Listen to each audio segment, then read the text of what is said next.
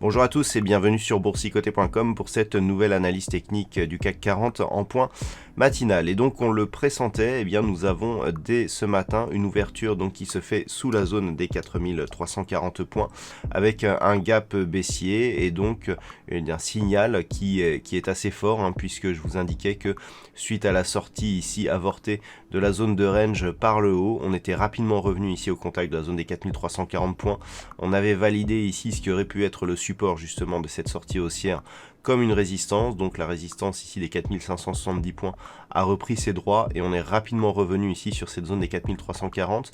Donc dans ce contexte, la rupture ici donne un signal négatif puisque nous avons donc une incapacité de sortir à la hausse suivie d'une sortie à la baisse. Le gap baissier renforce encore le signal et donc nous sommes ici sur une possibilité d'accélération vers de nouveaux objectifs.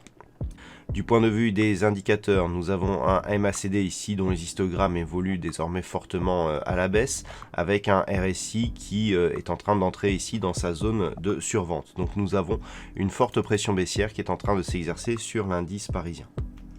Donc cette configuration baissière, elle apparaît suite aux nouveaux cas de coronavirus qui se déclarent dans les pays qui déconfinent, avec notamment en Allemagne, et dans un contexte où les entreprises sont frappées par les effets justement de ce Covid. On a eu de nombreuses annulations de dividendes et des réévaluations de résultats.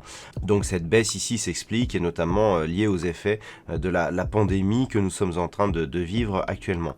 Alors cette configuration technique, elle est assez spéciale. Nous avons ici de nombreuses oscillations qui se font par exemple avec cette amplitude, d'accord ?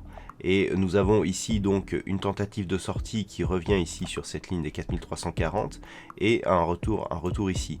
Alors on a presque ce qu'on pourrait appeler une épaule tête-épaule, c'est-à-dire que par rapport à cette configuration, on voit ici de nombreuses oscillations, on a ici une sortie et un retour. À chaque fois on revient donc sur cette zone des 4340, sur cette vue donc à court terme, et alors on n'est pas vraiment sur une épaule tête-épaule, mais par contre par rapport à l'objectif, l'objectif est un retour sur le premier point bas que nous avions ici avant la première phase de hausse. Donc il s'agit de cette zone ici des 4140 points qui est une zone de support identifiée.